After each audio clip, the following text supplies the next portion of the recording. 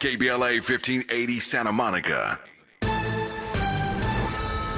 I'm Bree Wood with BIN News Now. Black Aurora, Colorado Councilman Rob Andrews won't resign after his DUI arrest, but says accountability must be more than words. While this plays out, I am voluntary.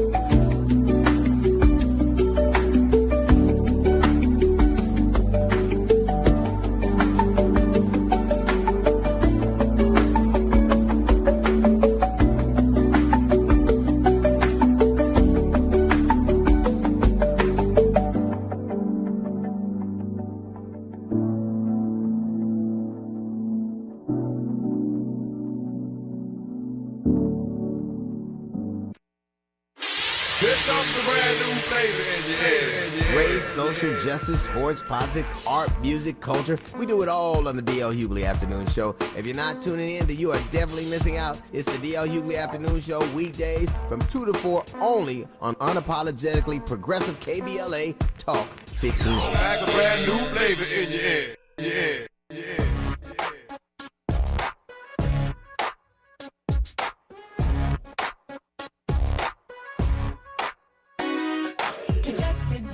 Junior show. Oh, oh, oh, oh, the Jesse Jackson Junior show. Oh, oh, oh, the Jesse Jackson Junior show. Oh, oh, oh, the Jesse Jackson Junior show. Oh, oh, Junior show. Oh, oh, the Jesse Jackson Junior show. Oh, come on and talk with me. Come on and listen to me. Come on and talk with me. Come on and listen to me. KBLA, Talk 1580, download the app.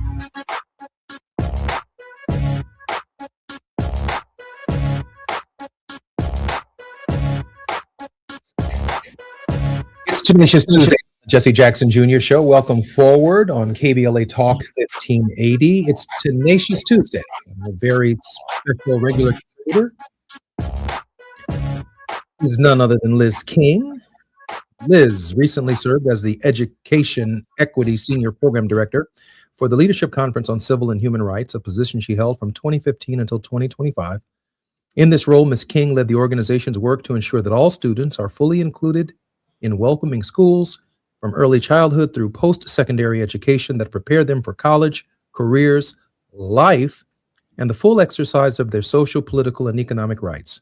Throughout her tenure at the Leadership Conference, King coordinated the coalition's work to advance equal opportunity in education and represented the civil and human rights community's positions and perspectives on education policy topics in the media, in testimony before the U.S. Department of Education, and during the course of legislative negotiations. Liz, welcome forward to the Jesse Jackson Jr. Show.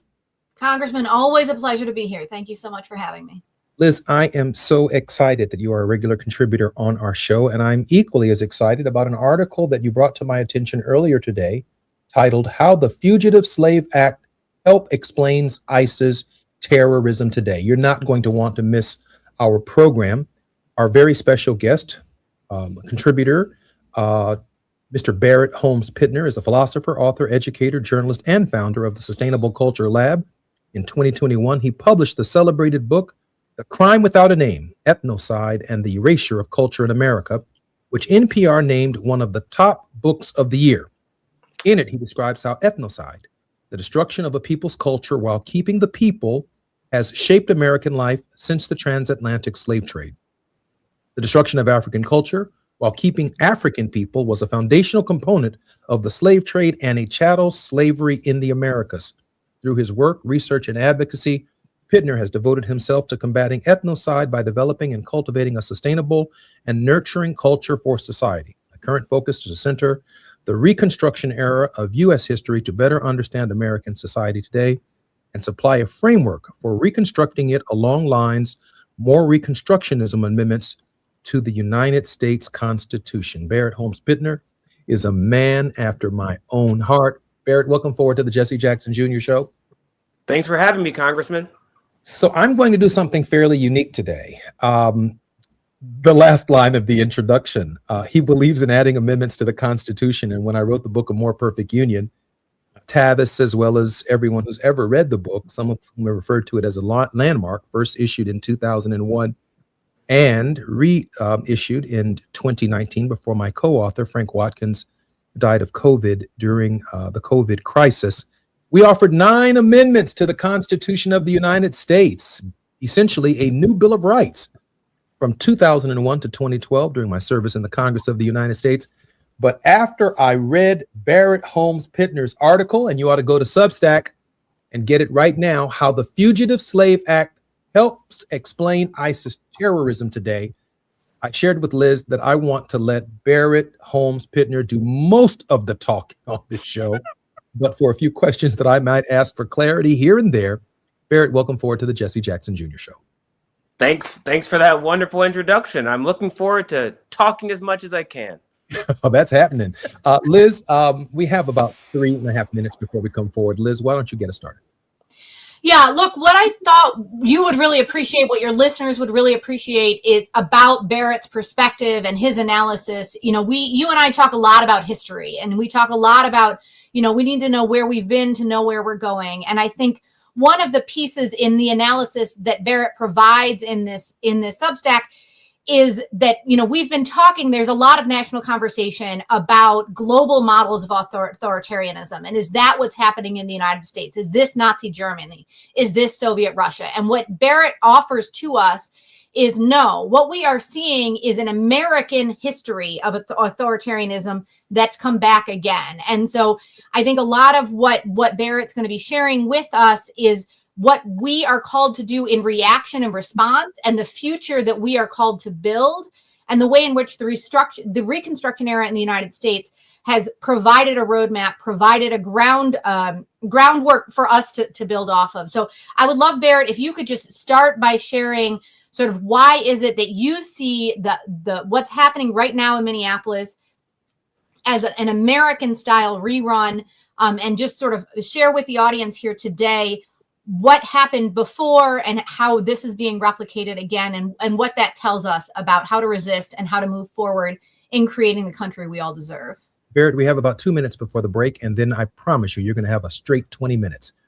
Perfect. So one key focus of my work is that Reconstruction made the America that we like, the America that has equality and citizenship, birthright citizenship. It has a Bill of Rights that's federally enforceable. All these underpinnings that we just act as though those always existed, those were created during Reconstruction. And so when you acknowledge that, it then begs the question, what did America look like before Reconstruction? Like, how was the day-to-day life, and what were the things that were going on at that time? Because if the America that we liked was started in Reconstruction, then the America that was before it could just be a really bleak, divided, authoritarian place, and that not just be something that's confined to the South. That could just be the norm. And once you open that up, you start thinking differently, asking different questions. Now, when you see some sort of terrorism happening in Minnesota or another part of America, you go, I wonder if that was similar to how it was before equal rights was even a concept, before freedom of speech was protected at the federal level, or all that types of stuff. There's a level where due process is protected at the federal level. So now we're talking about people lacking due process, freedom of speech being challenged, all that stuff. That's in many ways just how America was before the 14th Amendment. And so that kind of changes your perception and opens the understanding that what we might consider, or what is authoritarian, might just be like a reversion to a pre-Reconstruction norm in our society. And we just need to be aware of that, especially as more and more people try to celebrate a supposed greatness of America before Reconstruction. Well, we need to be reacquainted to what that looked like, and this is what it looks like. I'm Jesse Jackson Jr., listening to the Jesse Jackson Jr. Show. I'm so excited about this show. I almost can't see straight. More on KBLA Talk 1580. When we come forward, our very special guest, Barrett Holmes Pittner. And of course, we're with Liz King on the Jesse Jackson Jr. Show. It's afternoon drive time with Jesse Jackson Jr. Only on KBLA Talk 1580.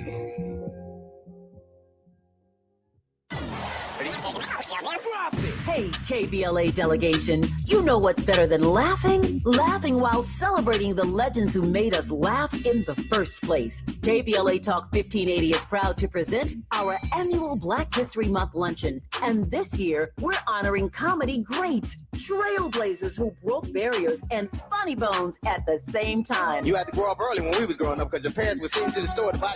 You was too young to buy. I want you to go to the store, give me a fifth of gin and a pack of cigarettes. Mama, I'm 2. They ain't gonna let me have that. Here, take this note. You be a little boy walking down the street with liquor and cigarettes, and your neighbors be going, that's a good little boy right there. We need a little levity right about now. So we're rolling out the red carpet for comedy royalty. D.L. Hughley, Melanie Camacho, Earthquake, Lunel, Dion Cole, Martin Lawrence, and a surprise guest appearance. It's going up Thursday, February 26th in downtown LA at the Grammy Museum. An unforgettable afternoon of stories, celebration, and yes, plenty of laughs. Because let's be real, these legends don't just tell jokes. They have changed the game, opened doors, and made history while making us smile. You gotta go to child support court. You gotta get there real early in the morning. You see brothers going into court. You see them come out 3 hours later. I can't pay this.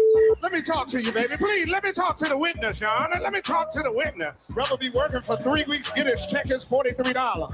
This year, for the first time ever, we have set aside a limited number of individual tickets for the luncheon. They are going to go fast, and when they're gone, they're gone. So if you want a single ticket, or if your company or organization wants to sponsor a table, move swiftly and get to KBLA1580.com right now. All these comedy giants in one room on one stage at the same time? Stop it! This event is going to sell out quicker than right now and sooner than at once. KBLA Talk 1580's annual Black History Month luncheon, Thursday, February 26th at the Grammy Museum. It's gonna be legendary, just like them. What's up? What's up? What's up? You got to laugh the pain away. At Charmin, we heard you shouldn't talk about going to the bathroom in public, so we decided to sing about it. Charmin Ultra Strong. You can use less, better than the rest. Charmin Ultra Strong. Your booty past the clean test. Yes. Salmon weave texture, it's the best. Study up, teach a lesson all fresh. Your booty past the clean test. Yes, sir. Charmin Ultra Strong. Charmin Ultra Strong with diamond weave texture cleans better than the leading one-ply brand, so you can use less. Enjoy the go with Charmin. Refresh your bathroom with big savings at Lowe's. Reimagine your bathroom with up to 40% off select faucets during our Bath Savings event. Need it today? Order by 2 p.m. for same-day delivery by 8 p.m. Shop for your bathroom refresh at Lowe's. We help, you save. While supplies last, selection varies by location. Same-day delivery on eligible in-stock items, subject to availability. Fees vary. Visit Lowe's.com/same-day delivery for full terms. Now back to more of Jesse Jackson Jr. on KBLA Talk 1580. The Jesse Jackson Jr. Show. The Jesse Jackson Jr. Show. The Jesse Jackson Jr. Show. The Jesse Jackson Jr. Show. King Quality drops the beat. Come on and talk with me. I'm Jesse Jackson Jr. Welcome to the Jesse Jackson Jr. Show. This is Tuesday. KBLA. And our regular contributor, Liz King, is with us with a very special guest, Mr. Barrett Holmes Pittner. And just before I unleash him, I got up early this morning, and that's part of my problem is I don't sleep. It was at 2 o'clock this morning, and a thought came to my mind. And I wrote this, and then, Barrett, it's all yours. Some people have referred to ICE as the Gestapo. That's not my experience. I've never seen a Gestapo. I don't believe that. Some people have referred to ICE as Nazis. That's not my experience. I've never experienced or seen Nazism. My experience, my scholastic experience, I should say, I'm only 60 years old, are armed sheriffs, police officers, law enforcement, segregationists, judges, lawyers wearing masks and hoods, terrorizing black people, and they are the Klan. That's my experience. And the Klan has a grand wizard. Their behavior should be prosecuted under the Ku Klux Klan Act. That's what I believe. The Ku Klux Klan Act of 1871, the Third Enforcement Act, was a federal law enacted during Reconstruction to combat white supremacist violence. It empowered the president to use federal troops and suspend habeas corpus to fight the KKK, making conspiracies to deprive citizens of civil rights such as voting and serving on juries federal offenses. One of the things we can start on this movement of resistance is focus on locking up the Grand Wizard. That's what I wrote early this morning. Barrett Holmes Pittner, walk us through the history that arrived at your thinking on this article. So a lot of my work focuses on Reconstruction, like I mentioned. So that era of Reconstruction from 1865 to 1877, I'm very familiar with it. The time period that preceded it, very familiar. So it's not uncommon for me to see something in the present and a light bulb go off and say that's reminiscent of something in the past. For my family history, I know the history of my ancestors dating to the early 1800s into the civil rights. So it's like an all-encompassing where I'm thinking about the individual experiences of people back in those times. So it's very natural for me to see these connections. And as the years have unfurled with Donald Trump, those connections are just screaming. There's no real ambiguity. The language that they've been using since his first term in his campaign, and I wrote about this stuff when I was a columnist at the Daily Beast, are all reminiscent to the language that the Redeemers were using to try to end Reconstruction. And most Americans didn't see it, largely because they didn't want to see it, but also because that era of history is very much unknown. When Americans think of history, we kind of stick within the 20th century. Well, people go, they think going way back as, the 1950s, but we really have to go back to the 1850s and the, early 1800s to really get an accurate picture of the place in which we live. And so that's just a natural way for me to look at stuff, to have this larger, centuries long perspective.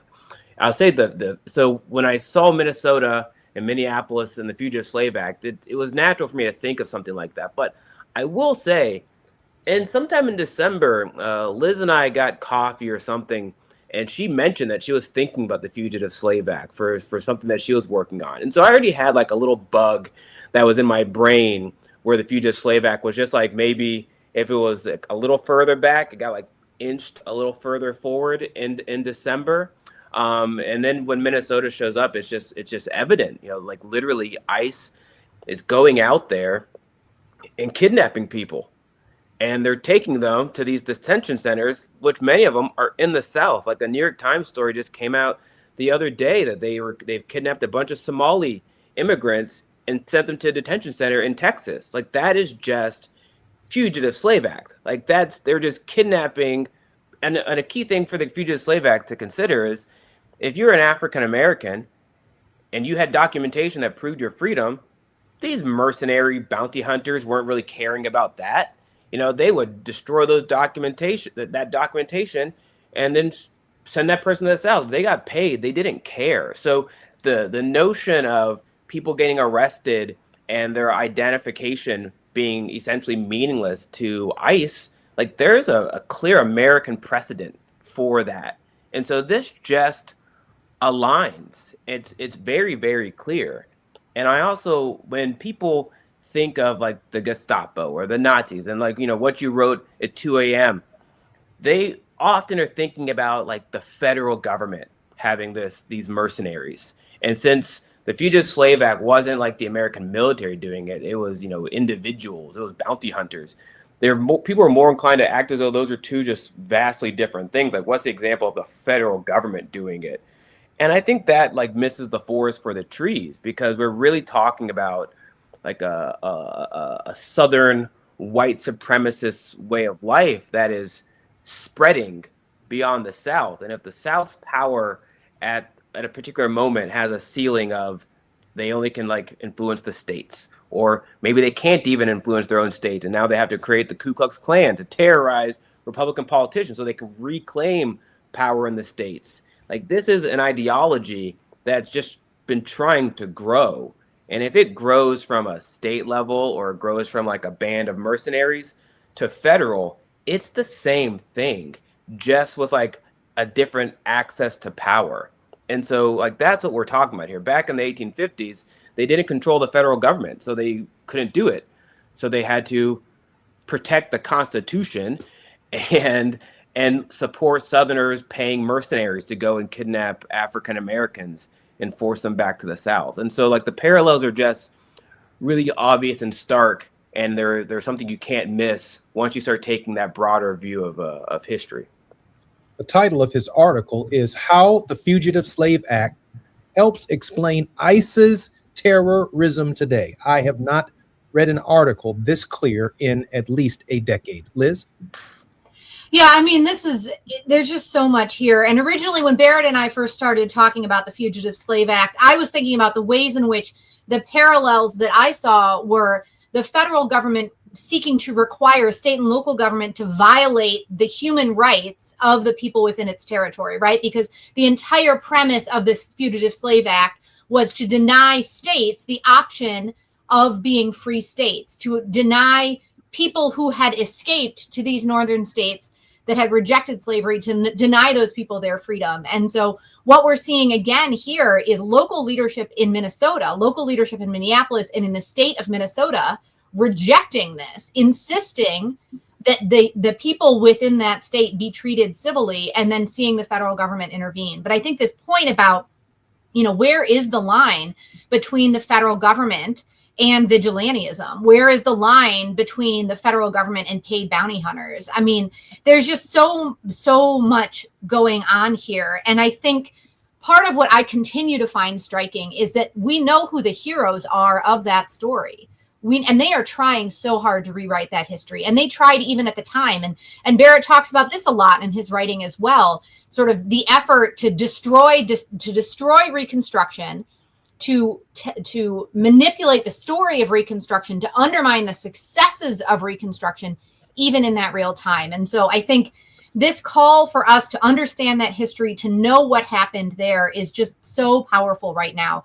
Our country has been at this place before. The Fugitive Slave Act precipitated the Civil War, right? I mean, this is something that we need to know, we need to understand and learn from if we're to build a new chapter, if we are to become Reconstructionists, if we are to become the people who work together to build the future that we all deserve in this country.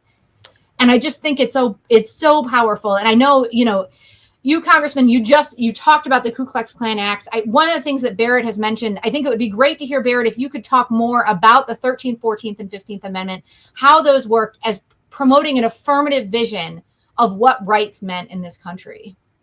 Oh, so perfect. So first off, like when Liz and I were talking in December, and she was thinking about human rights and like the federal government allowing states to violate people's human rights, like the notion of human rights and civil rights as a thing that the federal government is even supposed to care about did not exist before Reconstruction. Like Reconstruction made civil rights a thing that the federal government was obligated to care about.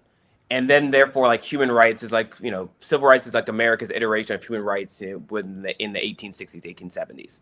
And so when you think about the time before Reconstruction, the federal government's job was just to kind of manage the balance between the states and the federal government and to protect property rights. And so there was no concept of protecting human rights at all. It was protecting property rights, and that superseded everything. And like, that's just so dystopian that I think it's hard for people now to even comprehend that. It wasn't that they're just like disregarding human rights or civil rights as a thing. It's just that they weren't a thing, and they just existed in the complete absence of that concept. And that thing of civil rights, and by default human rights, was created during Reconstruction. And so, like, when we talk about the 13th, 14th, and 15th Amendment, people spend a lot of time like focusing on the policy and like it did this thing. It's a checkmate, check marks and all sorts of stuff. But what really is, it's a profound philosophical shift. It really is. Profound cultural shift. And then they had to figure out how to like manifest that philosophical shift in documentation. And this was proactive. So like, civil rights is not a reactive concept. It's like, people have these rights and we have to protect them proactively, due to how everything was structured with federalism and just what they're accustomed to, where it's like frankly our Constitution and our laws are very much like negative focus, where it's focused on the ways you can't take something from people. Reconstruction was really an era where they were trying to make it so that we are trying to give people the things that they need to survive. And this is the profound question that comes when a group of people go from being enslaved to being free, because that can't just be theoretical. It's like, what does freedom get? Like, what do you have with freedom? What does that mean? It's like, it's freedom, citizenship. What about economic empowerment? What about education? What about property? What about land? All of that stuff is so that these people, my ancestors, can proactively live in the world. That's a profound philosophical question that they then had to manifest into law. And so it's not just 13th, 14th, and 15th Amendment. We're talking about Freedmen's Bureau. We're talking about Civil Rights Acts. The Justice Department, the Department of Education was created during civil rights. And all of this is so that we can figure out a way for people to proactively live in a free way and then prevent people from then taking that freedom away. It's a whole new way of thinking. I've often shared on this show that the logic of the slaveholding states was, at least the legal logic, was that they had a state's right protected by the states to own their property, to own their slaves. And that would be all the way through right up to the 10th Amendment. Until the 13th, 14th, and 15th Amendment, to move from states' rights to human rights, we have a right not to be born in slavery. And we are not the property of the states. We're not the property of individuals within the states. That we are human beings. That fundamental shift began a process of thinking about human rights differently. No immigrant who comes to the United States as a result of that struggle will ever come into chattel slavery. But there are other forms of slavery, the way we treat women, the way we treat the LGBT community, discrimination in its various forms, Americans with disabilities. All of that is the byproduct of the foundation laid in the Constitution by this era that says we have a human right not to be in slavery. And those Reconstruction amendments move us from states' rights to human rights. And I find it somewhat ironic in this era where the federal government itself, and you touch upon this in the article, has now been essentially consumed by the ideology of people who believe in states' rights. And when I spoke at the National Action Network conference about a year or so ago, I was with 5 attorney generals, including Letitia James and others, who made this argument. They are now using the 10th Amendment, states' rights, as a basis for keeping the federal government out of their states in the Trump era for the purposes of protecting individual freedoms, liberty, emancipation, because of what Donald Trump and this crowd has done by turning, if you will, the interpretive nature of the Constitution on its head. We have just about 10 seconds before we come forward.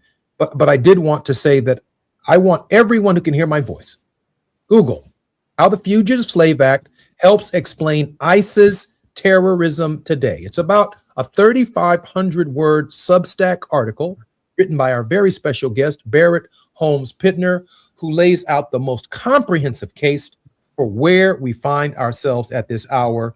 And I look forward to having him when we come forward. I'm Jesse Jackson Jr. More on KBLA Talk 1580 when we come forward. It's afternoon drive time with Jesse Jackson Jr. Only on KBLA Talk 1580.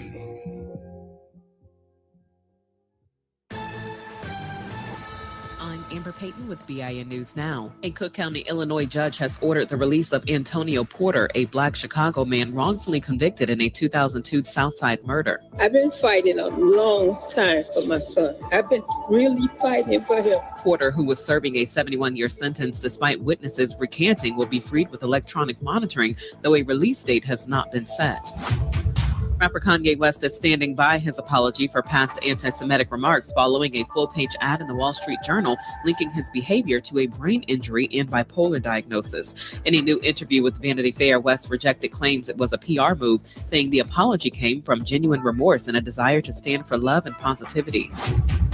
And actress Halle Berry is set to portray the President of the United States in a new film, The President is Missing, now in development at Apple. Get BIN News Now on demand 24/7 on the iHeartRadio app.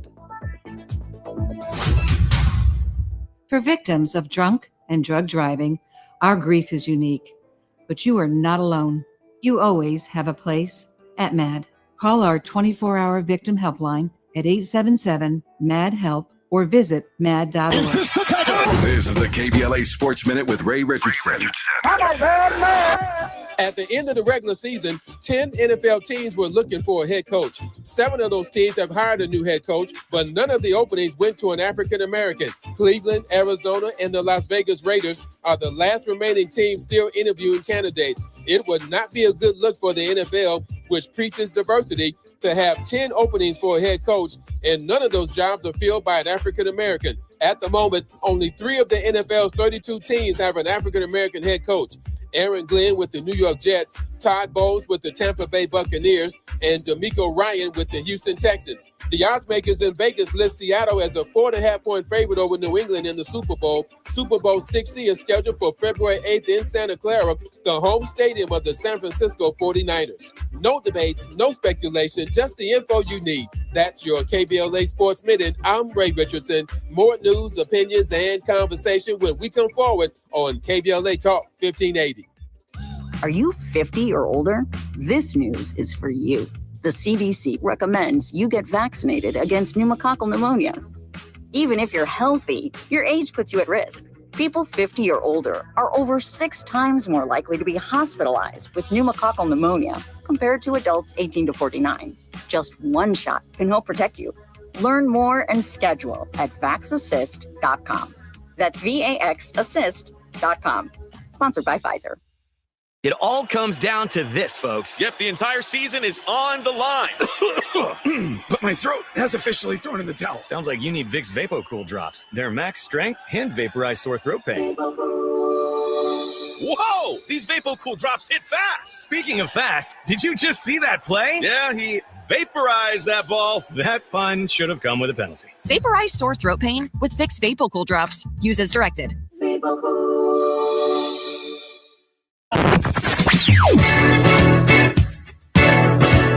Whoa,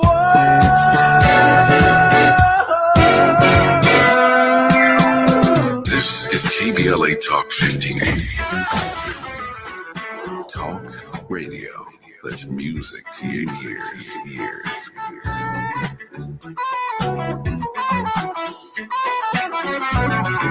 We're unapologetically progressive. KBLA Talk 1580. We've got a lot to talk about. Hi, I'm Zoe Williams, a.k.a. the voice of reason, encouraging you to join me weekdays from 7 to 9 p.m. for the world's most intriguing relationship radio roundtable. Every night, I facilitate and encourage our loyal listeners to participate in the most engaging relationship discussions you'll hear anywhere. So make it a point to rendezvous with me, Zoe Williams, the voice of reason, Monday through Friday, 7 to 9 p.m. Pacific Standard Time. Trust me, your relationships will never be the same. The VOR is on fire tonight. Unapologetically progressive. KBLA Talk 1580. We've got your black. They call it progress, but progress has a price. Land once held in black hands, taken, stolen, erased. Acres paved into highways, fields burned. Homes replaced by parking lots and broken promises. Every deed lost was a dream deferred. We talk about millionaires, but what about the millionaires that never were? The farmers whose soil was seized. The families who watched their inheritance disappear. The wealth that never had a chance to grow because its roots were ripped from the ground. They took the land, but never the legacy, because the soil remembers, and so do we. Every story matters. Our mission is to collect, preserve, and amplify these stories. If this is part of your family's history, visit blacklandlost.org/share your story and help bring us closer to justice.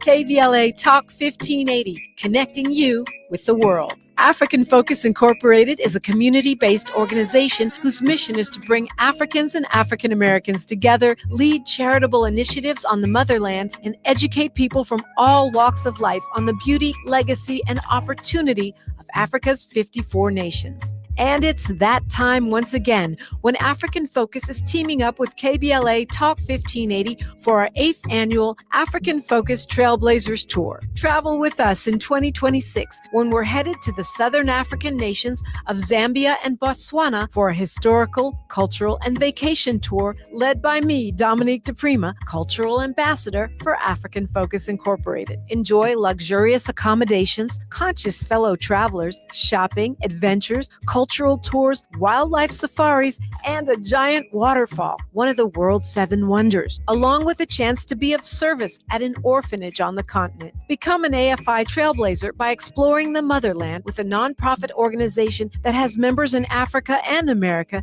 to help roll out the red carpet for you, and together we'll make a difference and have fun doing it. For more information, visit africanfocus.org or call 310-676-7300. That's 310-676-7300 or africanfocus.org. Whether it's stateside or exploring the diaspora, we're with you every step of the way. African Focus and KBLA Talk 1580.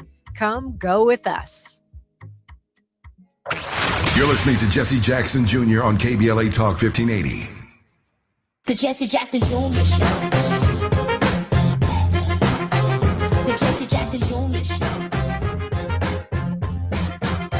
The Jesse Jackson Jr. Show. The Jesse Jackson Jr. Show. King Quality drops the beat. Come on and talk with me. Come on and listen to me. Come on and talk with me. Come on and listen to me. KBLA Talk 1580.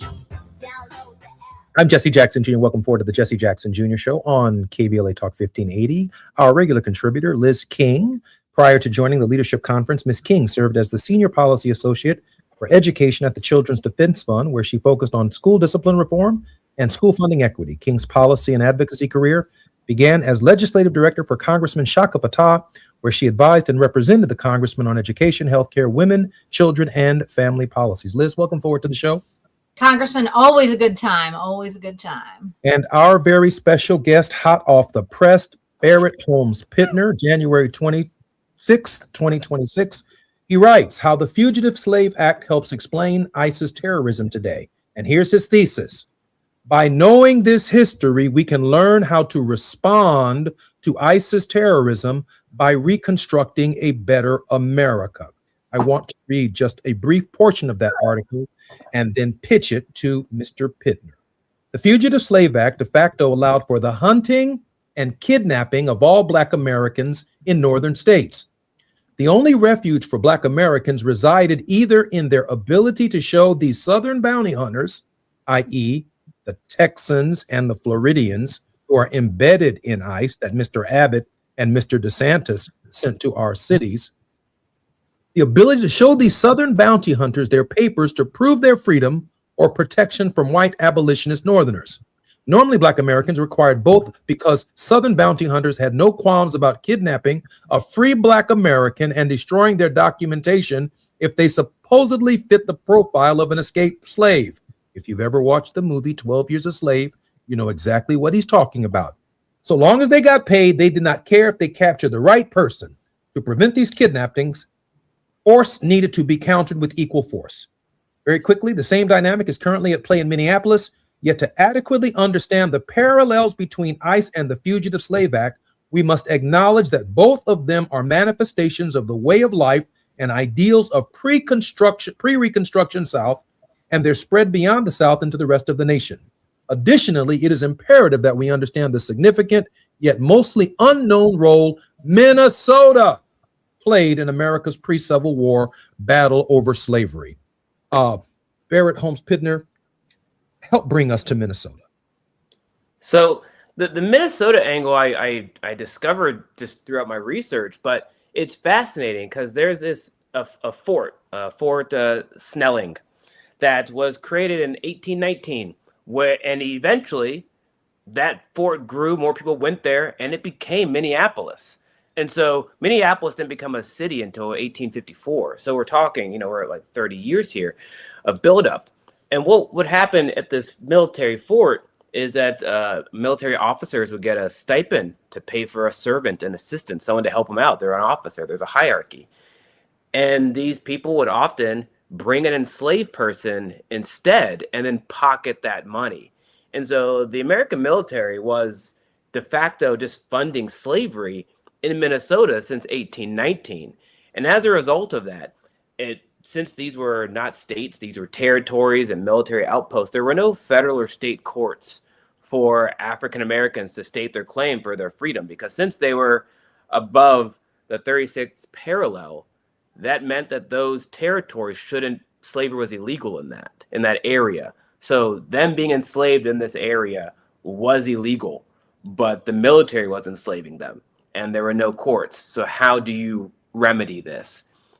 The only solution is you have to find your way into any sort of American state.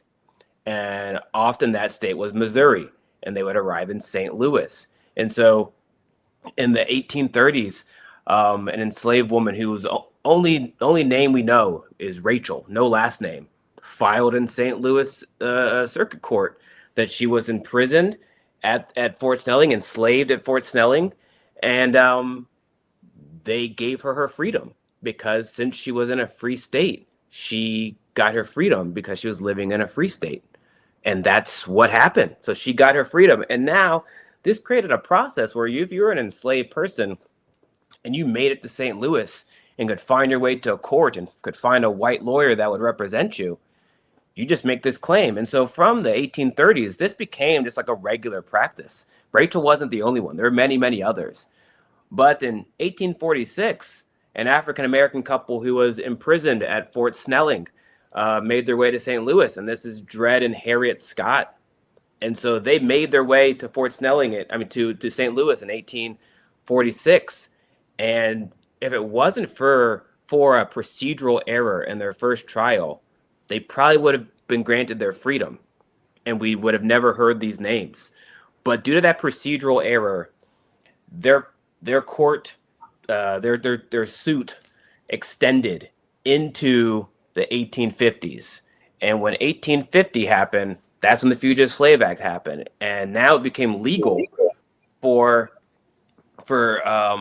bounty hunters to go into northern states and kidnap Black people and return them to slavery. And if this is legal, because this was an act of protecting white property, which is what people felt the Constitution was supposed to do, this meant that a Black person stepping foot in the North was no longer something that granted you your freedom. So the precedent from the case was named Rachel v. Walker was getting questioned. And this questioning, due to these new political motives that happened in the 1850s that brought about the Fugitive Slave Act and everything, meant that the Dred Scott case got dragged out. They went all the way to the Missouri Supreme Court, and they denied their freedom. The Scots didn't give up. And just think about it. This was just like a routine thing for them. Like many African Americans had done this same thing in the 1830s and 1840s. So they were quite shocked that it got dragged out to this length, and they even needed to go to federal court. But then they did go to federal court, and in 1857, the Dred Scott decision came down, and their freedom were denied. And that continued the powder keg that had been lit off by the Fugitive Slave Act. And all of this is due, it's all connected to Minneapolis, because that fort is what built Minneapolis. And most people don't think about this because Fort Snelling, when it was created in 1818, Minnesota wasn't a territory, and it definitely wasn't a state. That territory was called Wisconsin Territory.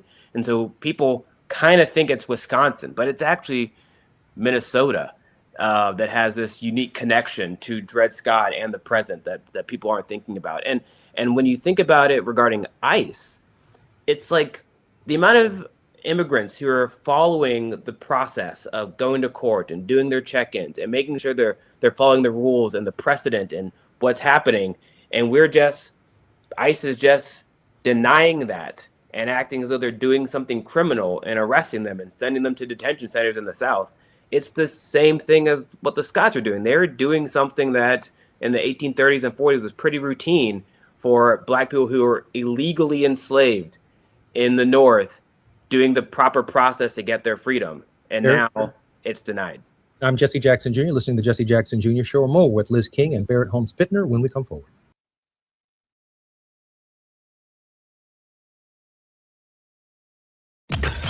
While you're stuck in traffic, we can at least bring you up to speed on the news of the day. You're listening to Jesse Jackson Jr. only on KBLA Talk 1580.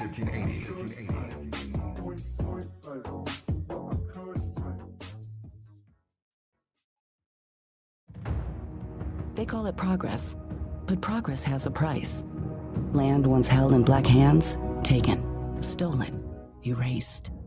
Acres paved into highways, fields burned. Homes replaced by parking lots and broken promises. Every deed lost was a dream deferred. We talk about millionaires, but what about the millionaires that never were? The farmers whose soil was seized. The families who watched their inheritance disappear. The wealth that never had a chance to grow because its roots were ripped from the ground. They took the land, but never the legacy, because the soil remembers, and so do we. Every story matters.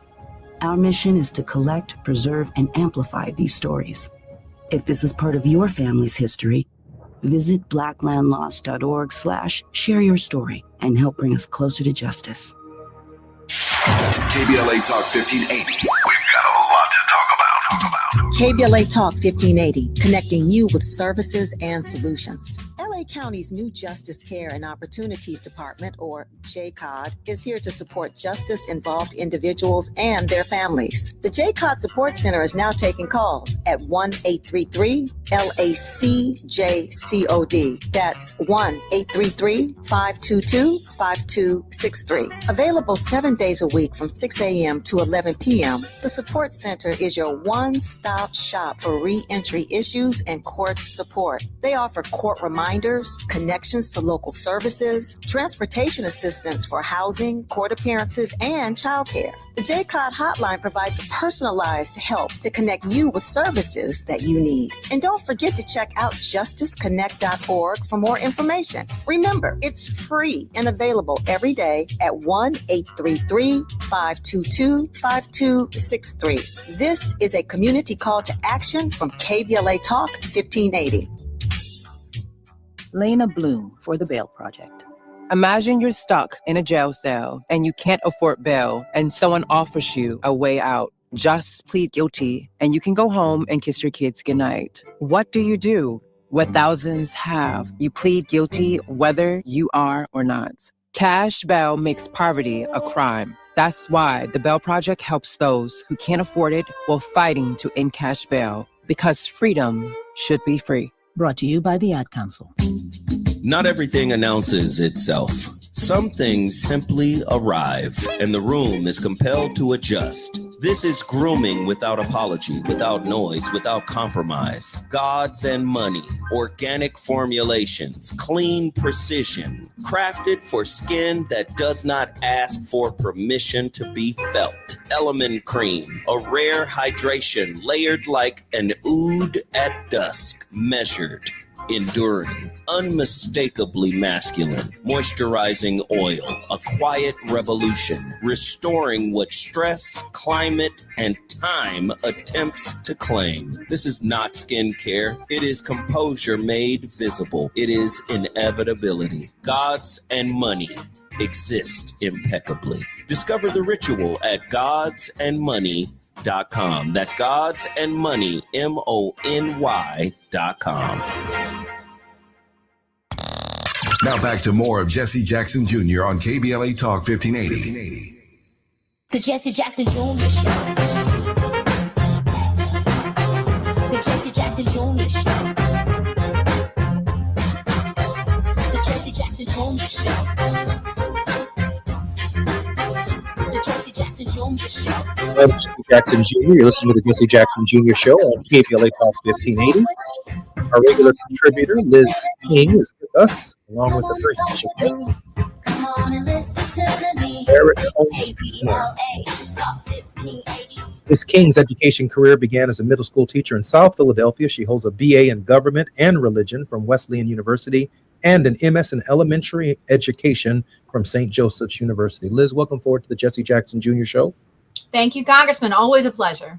We are discussing a bombshell article written on Substack by Barrett Holmes Pittner, How the Fugitive Slave Act Explains ISIS Terrorism Today. Before we go any further, Barrett, can you share with us how we can subscribe to your Substack?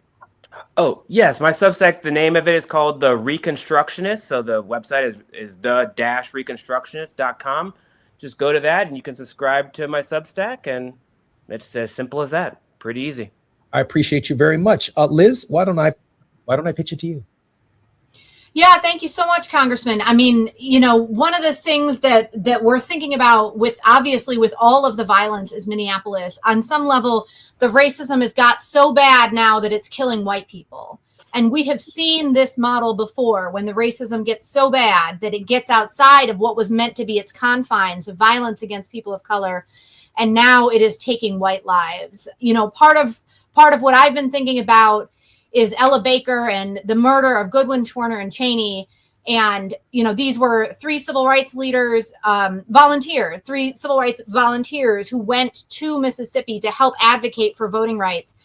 They were murdered, they were lynched, and in the course of the investigation, they dredged the Tallahatchie River to try and find the bodies of these three individuals. In the course of that dredging, they found the bodies of many young Black men who had been lynched, who had been murdered, and whose deaths had never been investigated. And so Ella Baker says, and there's this amazing, you know, Sweet Honey of the Rock song that a lot of people know, but Ella Baker says, when will the killing of Black men, the Black mother's son, be as important as the killing of white men, of white mother's sons? And so we have to think about here, what does white death mean in this context?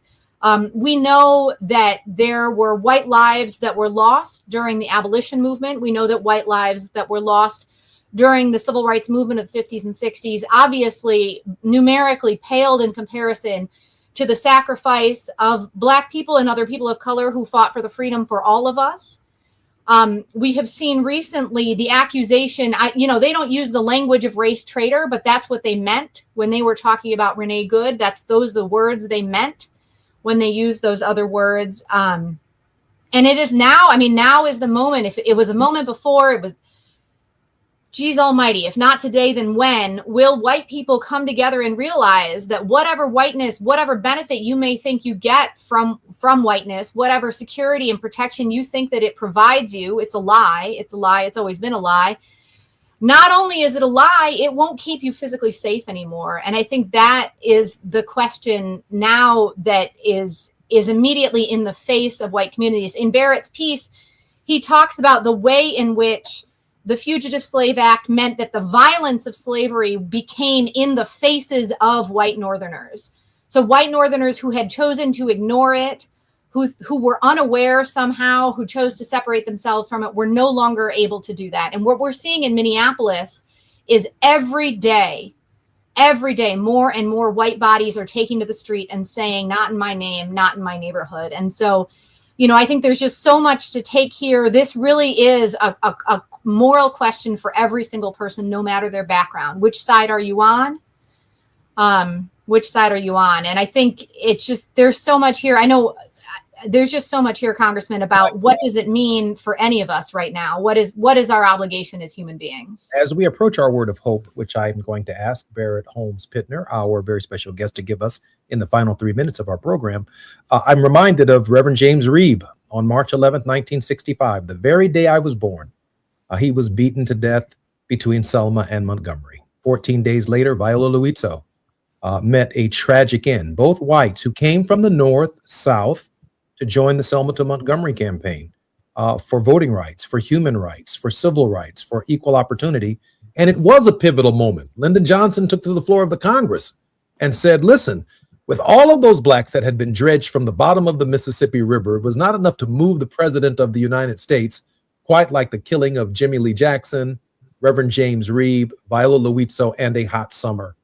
And now we're looking here in Minneapolis at the death of Miss Good, at the death of Mr. Pretty, and we are at another inflection point where with the loss of white life, we can only imagine what the summer is going to be when ICE is in urban America, where there are African Americans and Hispanics and others who live under the First Amendment, who live under the Bill of Rights, who understand the Reconstruction Amendments, understand their basic human rights, confronting the lawlessness of this hour. Mr. Pittner, this article is shocking. It's informative. It is revelatory, and I'm encouraging everyone to go onto his Substack and find this article. Just Google it. How the Fugitive Slave Act helps explain ICE's terrorism today. Very grateful for Barrett Holmes Pittner being our very special. Barrett, we leave the last 3 to 4 minutes of our program for a word of hope. And I know that the idea of a new Reconstruction for you begins with new amendments. Yes, new amendments are key, but it's a new way of seeing the world, a new way of being able to articulate the world. And I think Reconstruction, frankly, did that to America in the 1860s. And so to touch upon what Liz was saying, the identity and the idea of whiteness that colonizers created is one that's zero sum. It's an identity that exists from being free from anything that's not yourself. If you have a drop of something that's not white, that whiteness goes away. And so I think, and we're talking about hope, we're really talking about freedom and the freedom to live and commune with people of different backgrounds and everybody. And, what America is built on is an idea that I call freedom from. They're trying to be free from something. It's quite reactionary and isolationist and not that healthy. And I think Reconstruction kind of brought a new type of freedom. They didn't linguistically call it what I'm about to call it, but I call that a freedom with, where you're trying to be free with other people. And by trying to be free with other people, your actions are done in a way where you're trying to sustain that freedom. That's why you're polite and hospitable and greet people with respect, because you're trying to be free with them for as long as you can.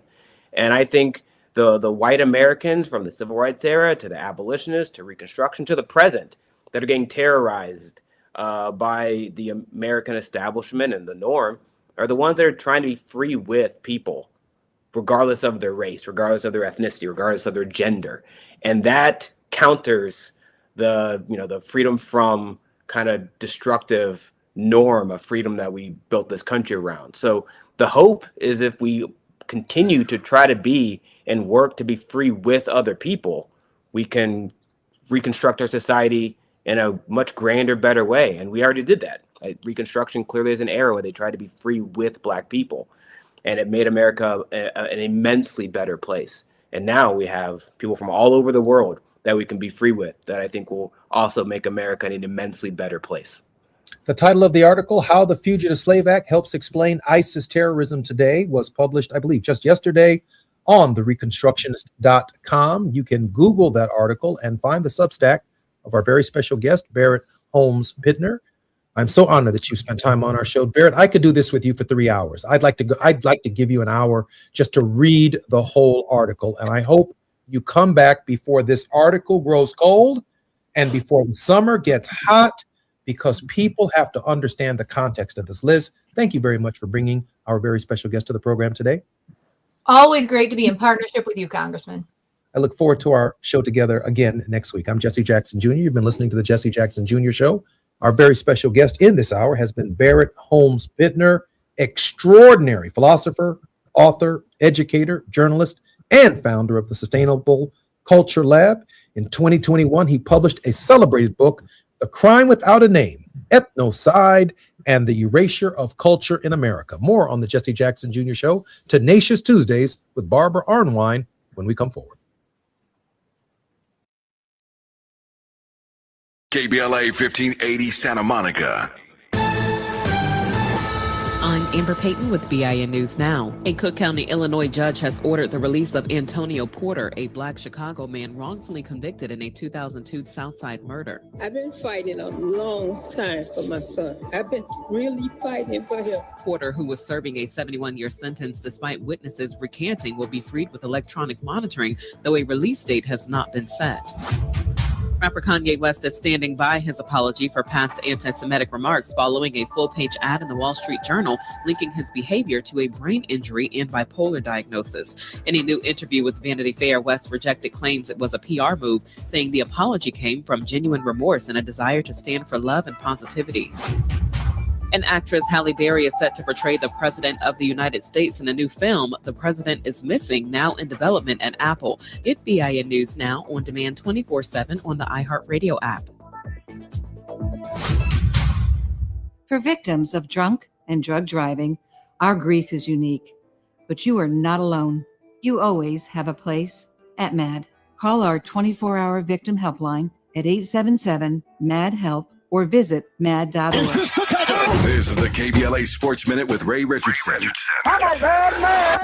At the end of the regular season, 10 NFL teams were looking for a head coach. 7 of those teams have hired a new head coach, but none of the openings went to an African-American. Cleveland, Arizona, and the Las Vegas Raiders are the last remaining teams still interviewing candidates. It would not be a good look for the NFL, which preaches diversity, to have 10 openings for a head coach, and none of those jobs are filled by an African-American. At the moment, only 3 of the NFL's 32 teams have an African-American head coach.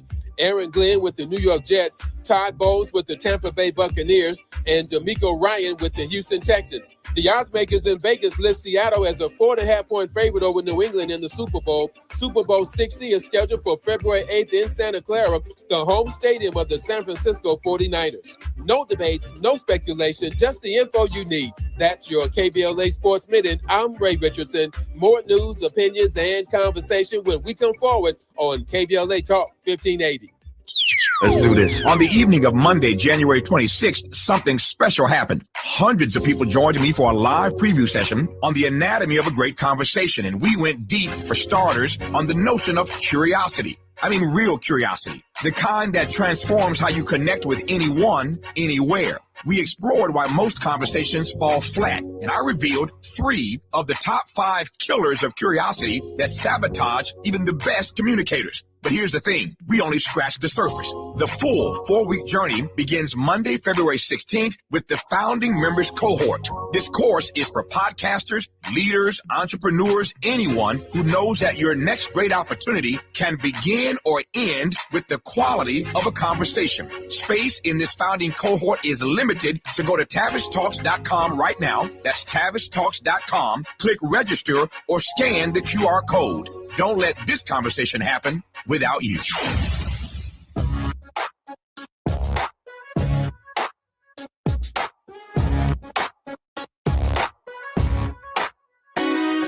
The Jesse Jackson Jr. Show. The Jesse Jackson Jr. Show. The Jesse Jackson Jr. Show. The Jesse Jackson Jr. Show. Come on and talk with me.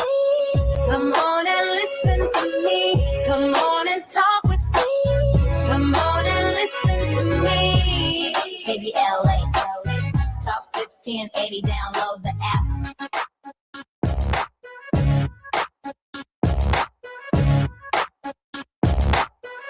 Jesse Jackson Jr., welcome to the Jesse Jackson Show on KBLA Talk 1580. It's Tenacious Tuesdays.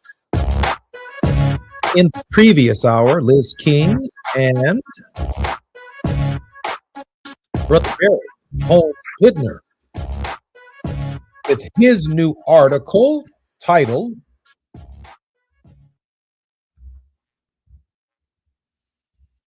How the Fugitive Slave Act Helps Explain ISIS Terrorism Today. A very, very important thesis. And then he concludes the article with how the South became federal. How what was a regional problem, state-centered federalism, was a 50-year plan that began with Barry Goldwater, even though this isn't in the article, Mr. Conservative, and Democrats began leaving, better yet, Dixiecrats began leaving the Democratic Party and joined his not-so-subtle race-based messaging and began the construction of the modern Republican Party. That, of course, led to a Tea Party that has now led to a MAGA coalition. In the meantime, the liberal Democrats, with large African-American urban centers, as the Negro people and the free slaves began migrating north, that's how our big cities became pivotal in these states. That's why Chicago is so central to the state of Illinois being a blue state. It is why Detroit is so central to the state of Michigan being a swing state. It is why Philadelphia is so central as a major urban municipality in essentially a rural Appalachian state. It is why registering to vote in Atlanta, Georgia is the only way you get an Ossoff and a Raphael Warnock in the United States Senate. If Atlanta is not there, there's no Ossoff, a Jewish American in the Senate. There is no Raphael Warnock in the United States Senate. Atlanta is central to those two United States senators. Without certain major municipalities where African Americans have found themselves, the Congressional Black Caucus, made up of 62 members of Congress, largely hail from the Voting Rights Act and districts that are drawn under Section 2 and what was previously Section 5 of the Voting Rights Act to give African Americans, the newly freed men, an opportunity to serve in the Congress. The 1st Congressional District of Illinois is one of those districts, the 2nd Congressional District of Illinois, the 7th Congressional District of Illinois, the 4th Congressional District of Illinois, which is a Hispanically drawn district. And when the Robinson versus Clay decision is decided in June of this year, the last days, I believe, of that particular term of the Supreme Court, they decided not to do it in January because the state of Louisiana said, hey, don't rule yet. Hold it as long as you possibly can because it would be too disruptive. Whatever you all are about to decide, it could throw the midterm elections into a complete quandary.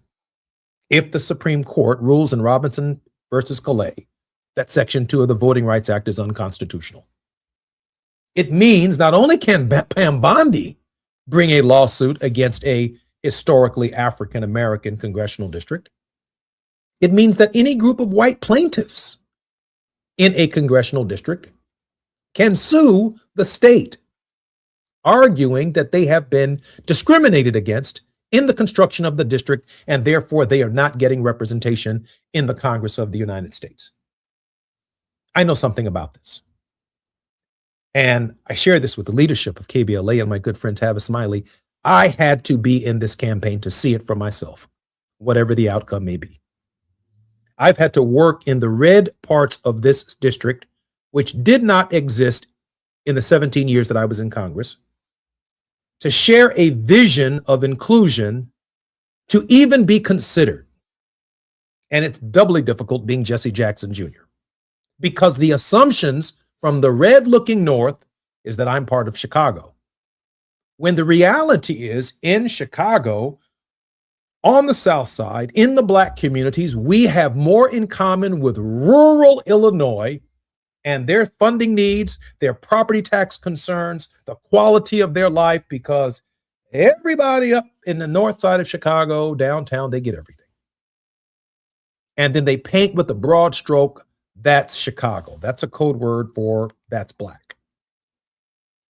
And so even our representatives have to have an economic message that makes sense to the red parts of our districts in order to be successful in a campaign. It's something you have to experience. It's not something you can just philosophize about or theorize about.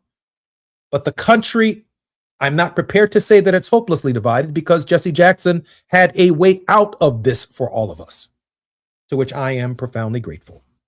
And, of course, the beneficiary of. When we come forward, Barbara Arnwine, Esquire, the president and founder of the Transformative Justice Coalition, internationally renowned for her contributions on critical justice issues, including the passage of the landmark Civil Rights Act of 1991 and 2006, reauthorization of the provisions of the Voting Rights Act, currently also serves as co-chair and facilitator of the National Commission on Voter Justice, the Millennial Vote Matters convenings, and the Voting Rights Alliance. Barbara, I know you're here, but we're coming forward in just a moment. Welcome forward to the Jesse Jackson Jr. Show. Good to be here. More on KBLA with our most tenacious guest on Tenacious Tuesdays, the Honorable Barbara Arnwine, when we come forward on KBLA Talk 1580.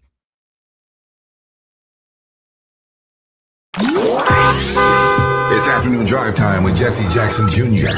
Only on KBLA Talk 1580.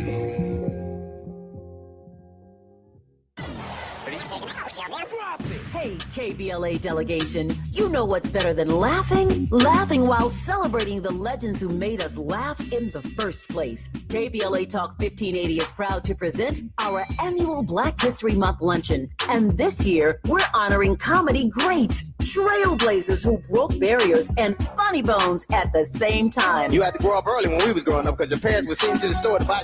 You was too young to buy. I want you to go to the store, give me a fifth of gin and a pack of cigarettes. Mama, I'm two. They ain't gonna let me have that. Here, take this note. You be a little boy walking down the street with liquor and cigarettes, and your neighbors be going, that's a good little boy right there. We need a little levity right about now. So we're rolling out the red carpet for comedy royalty. D.L. Hughley, Melanie Camacho, Earthquake, Lunel, Dion Cole, Martin Lawrence, and a surprise guest appearance. It's going up Thursday, February 26th in downtown LA at the Grammy Museum. An unforgettable afternoon of stories, celebration, and yes, plenty of laughs. Because let's be real, these legends don't just tell jokes. They have changed the game, opened doors, and made history while making us smile. You gotta go to child support court. You gotta get there real early in the morning. You see brothers going in the court. You see them come out 3 hours later. I can't pay this.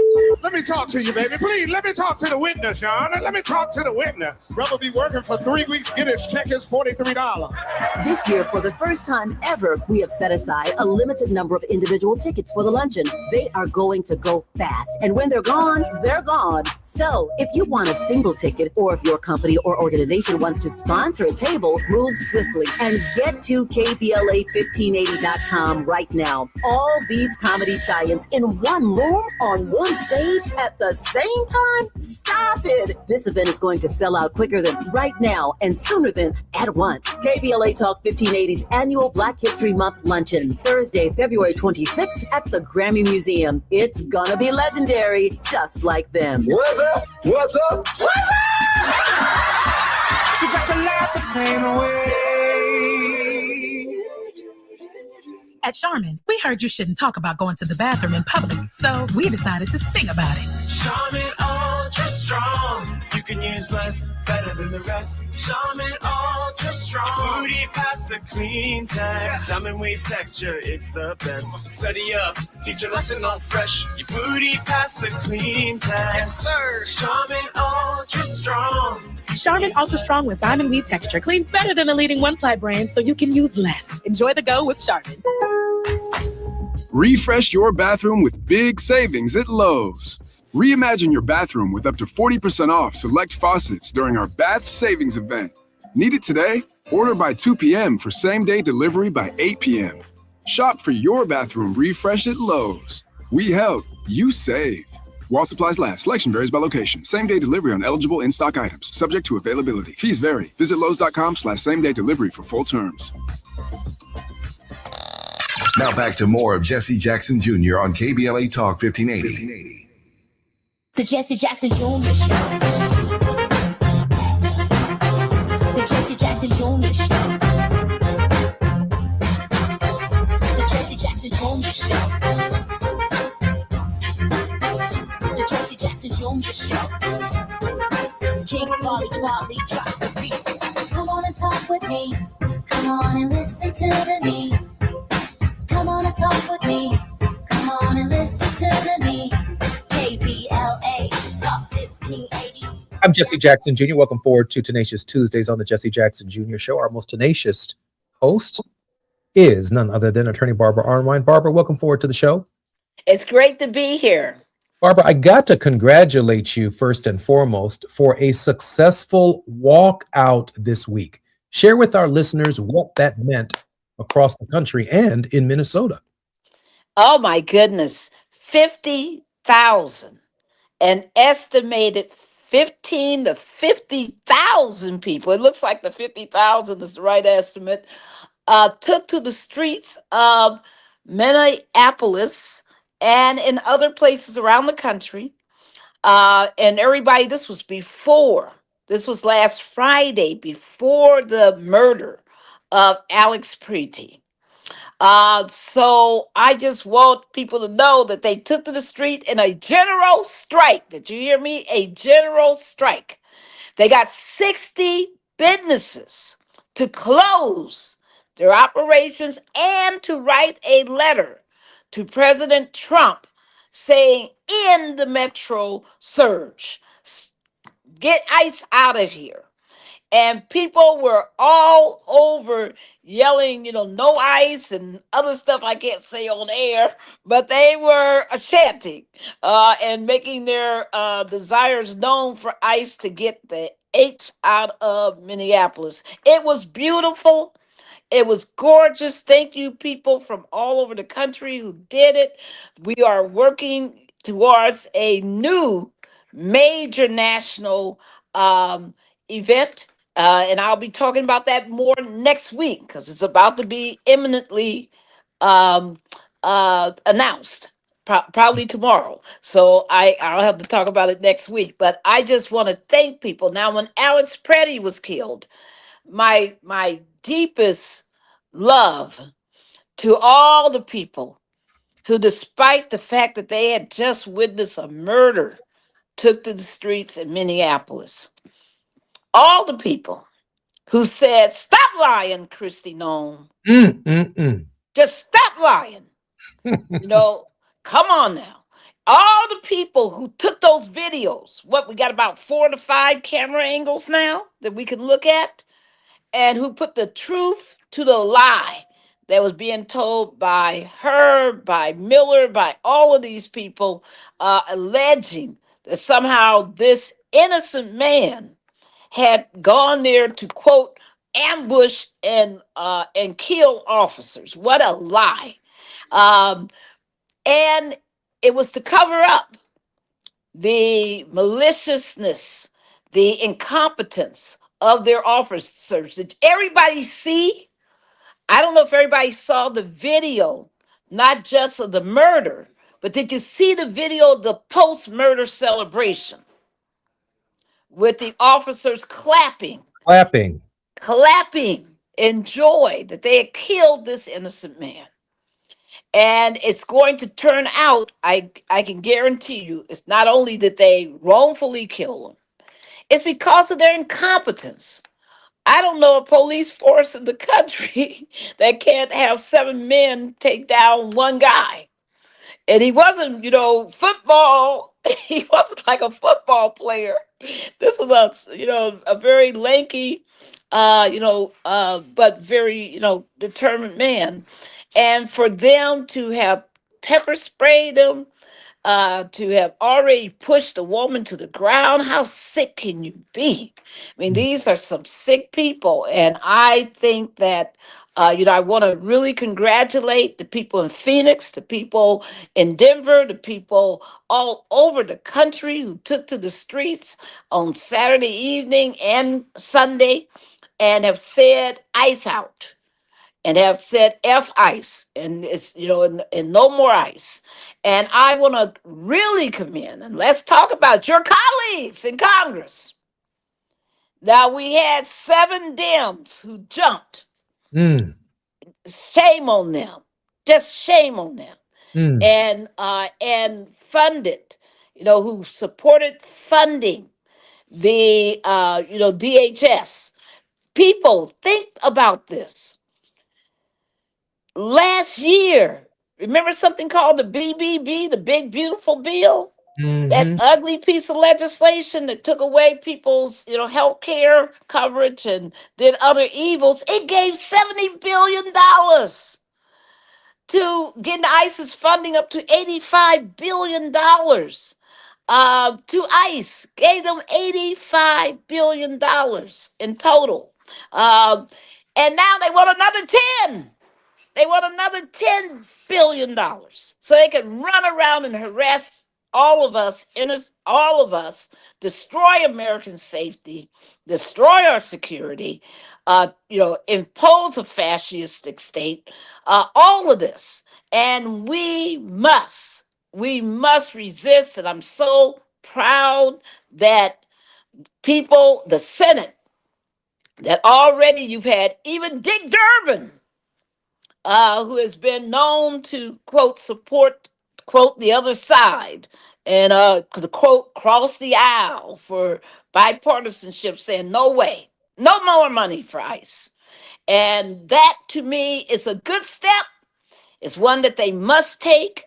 Anybody, including from any party who supports more money to ICE, is a betrayer of the American people, period. Period. Barbara. First of all, again, congratulations on the walkout day and the strike.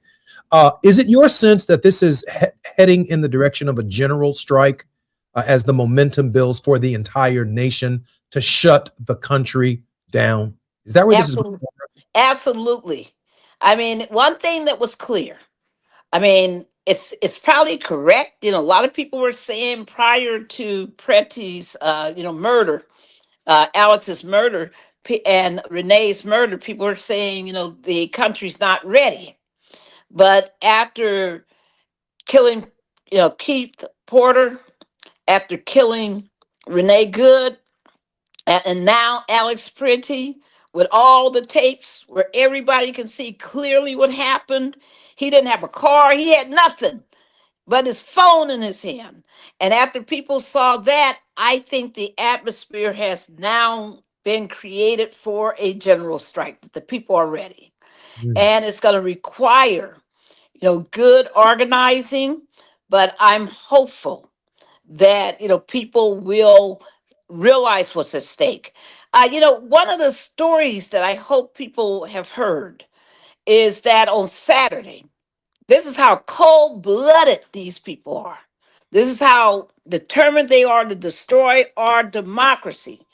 How many people listening heard that Pam Bundy on Saturday sent a letter to Governor Walz saying, that's the governor of Minnesota, saying that we will withdraw ICE, all of ICE, that we will withdraw the National Guard, that we will, get out of your state and we'll end the surge as long as you will give us your voter database. How about that? What does the voter database have to do with immigration enforcement? What does it have to do with it? Except the retribution that Donald Trump is after includes states that did not vote for him, urban areas that did not vote for him, that carry those states. He is bringing a retribution agenda and terror ahead of midterms to those communities. Barbara, you know what?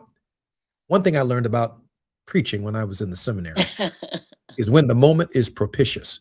Brothers and sisters, listen to me. Wherever you are within the sound of my voice, we're not asking you to do what Barbara Arnwine does. But Barbara is one of the major players in organizing the National Walkout, her organization, which is in coalition with dozens, if not hundreds of other organizations around the country providing national leadership. We need her leadership, and all we ask is that we be the wind beneath the wings of Barbara Arnwine and KBLA because of the freedom of the ability to project our voices and to sustain the movement. Barbara, how can we support the Transformative Justice Coalition? You can give to us at tjcoalition.org, tjcoalition.org. And everyone, you can do something today, right now. Go to your telephone, your mobile device, go to whatever you got that you can call somebody and call this number 202-224-3121. The Senate is going to vote imminently any day now on whether or not it's going to give ICE, murderous, vicious, abusive ICE, another $10 billion.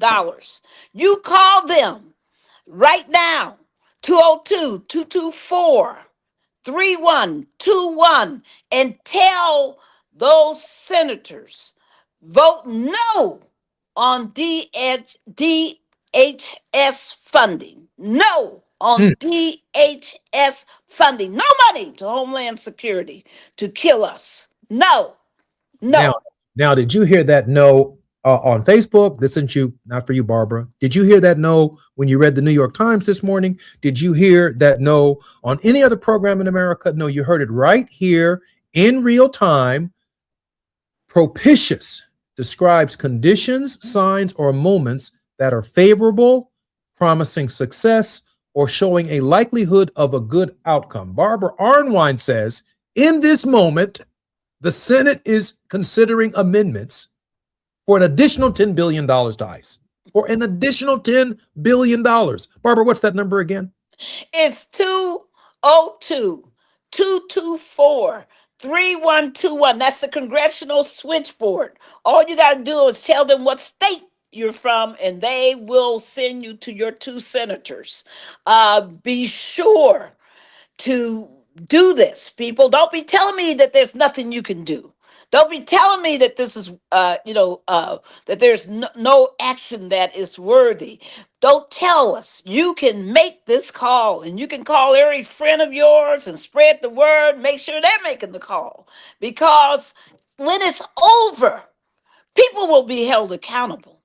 And when we get back, I'm going to tell some more stuff, because, whoa, have you guys been following what's going on with Doge? And come on now. And have you also been following?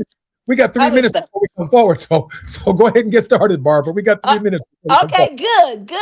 Honey, look at this. Doge is in the news, everybody. Doge. Because, and guess what the headline says? Doge under fire after DOJ says Musk team may have used Social Security data for election schemes. Oh, wow. Come on. Oh, Come wow. on. Oh, yes, it's out. I mean, that's why, people tell me, I'm an old lawyer, and people tell me all the time, well, I don't know why you're a lawyer, why you go into court and do all this stuff. This because there was a court case. And the court and the judge ordered some discovery. And of course, DOJ originally lied and said, oh, there's no evidence that there's such a thing. But somebody started thinking about, hey, I might go to jail. And they came up and they turned over evidence showing that that Doge was up there in our Social Security data, and turned it over to, get ready, folks. Who are they accused of turning this data over to? Try a private entity that works on voting. And they haven't named the entity, but who, inquiring minds want to know, because some folks need to go to jail. And it looks like at least 2 to 3 Doge members are going to jail for absolutely violating the Hatch Act, and for lying, and for trying to cover up what they did. Oh, some people going to jail, and we need to stay on this like what? Right on white. Like white on rice. Come on now. Or like gravy on a chitlin. You got it. I mean, because this is real, folks. This is not, I said Doge was nothing but a voter suppression scheme. This proves it. Jackson Jr. on KBLA Talk 1580. More on Tenacious Tuesday with Barbara Arnwine on KBLA Talk 1580 when we come forward.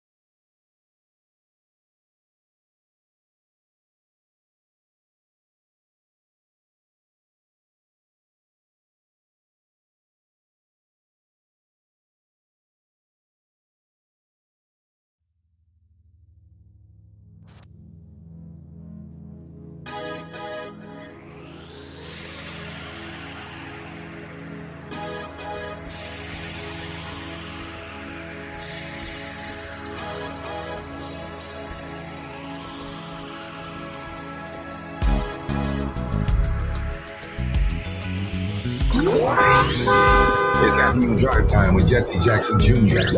Only on KBLA Talk 1580.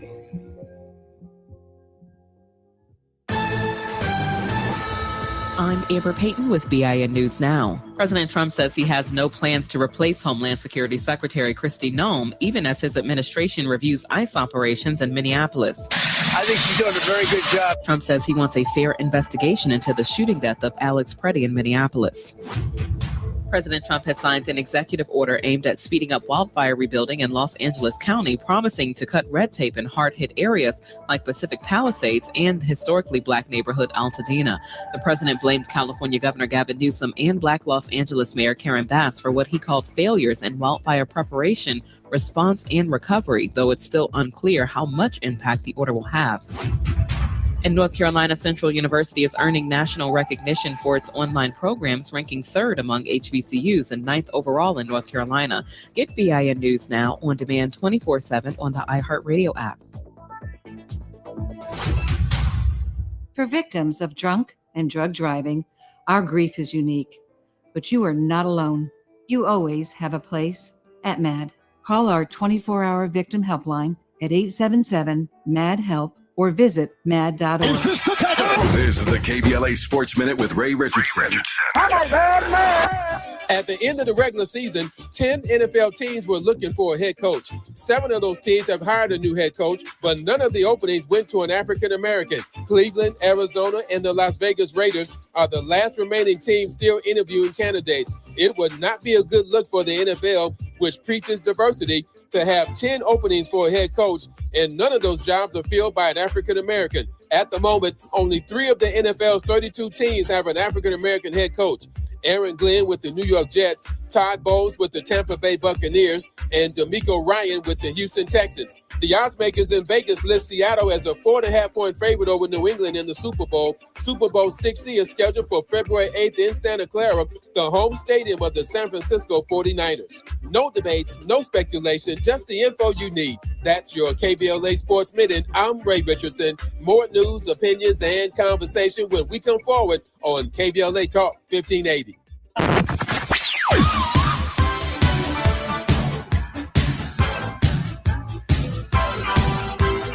This is KBLA Talk 1580. Talk radio. That's music to your ears. We're unapologetically progressive. KBLA Talk 1580. Are you 50 or older? This news is for you. The CDC recommends you get vaccinated against pneumococcal pneumonia. Even if you're healthy, your age puts you at risk. People 50 or older are over 6 times more likely to be hospitalized with pneumococcal pneumonia compared to adults 18 to 49. Just one shot can help protect you. Learn more and schedule at vaxassist.com. That's VAXassist.com. Sponsored by Pfizer. It all comes down to this, folks. Yep, the entire season is on the line. But my throat has officially thrown in the towel. Sounds like you need Vicks VapoCool drops. They're max strength and vaporize sore throat pain. Whoa! These VapoCool drops hit fast. Speaking of fast, did you just see that play? Yeah, he vaporized that ball. That pun should have come with a penalty. Vaporize sore throat pain with Vicks VapoCool drops. Use as directed. Let's do this. On the evening of Monday, January 26th, something special happened. Hundreds of people joined me for a live preview session on the anatomy of a great conversation, and we went deep, for starters, on the notion of curiosity. I mean, real curiosity. The kind that transforms how you connect with anyone, anywhere. We explored why most conversations fall flat, and I revealed 3 of the top 5 killers of curiosity that sabotage even the best communicators. But here's the thing, we only scratched the surface. The full 4-week journey begins Monday, February 16th with the founding members cohort. This course is for podcasters, leaders, entrepreneurs, anyone who knows that your next great opportunity can begin or end with the quality of a conversation. Space in this founding cohort is limited, so go to TavishTalks.com right now. That's TavishTalks.com. Click register or scan the QR code. Don't let this conversation happen without you. Still battling a thirsty lawn that guzzles water and drains your wallet? Let LADWP turn that patch of grass into a gorgeous drought-smart garden for free. We're talking a full California-friendly landscape makeover designed and installed by pros at no cost to you. That's right, LADWP does the work, you get the upgrade. Ready to transform your yard and save big? Visit LADWP.com/leap. That's LADWP.com/LEAP. KBLA Talk 1580, connecting you with the world. African Focus Incorporated is a community-based organization whose mission is to bring Africans and African Americans together, lead charitable initiatives on the motherland, and educate people from all walks of life on the beauty, legacy, and opportunity of Africa's 54 nations. And it's that time once again when African Focus is teaming up with KBLA Talk 1580 for our 8th annual African Focus Trailblazers Tour. Travel with us in 2026 when we're headed to the Southern African nations of Zambia and Botswana for a historical, cultural, and vacation tour led by me, Dominique DePrima, Cultural Ambassador for African Focus Incorporated. Enjoy luxurious accommodations, conscious fellow travelers, shopping, adventures, cultural tours, wildlife safaris, and a giant waterfall, one of the world's 7 wonders, along with a chance to be of service at an orphanage on the continent. Become an AFI trailblazer by exploring the motherland with a nonprofit organization that has members in Africa and America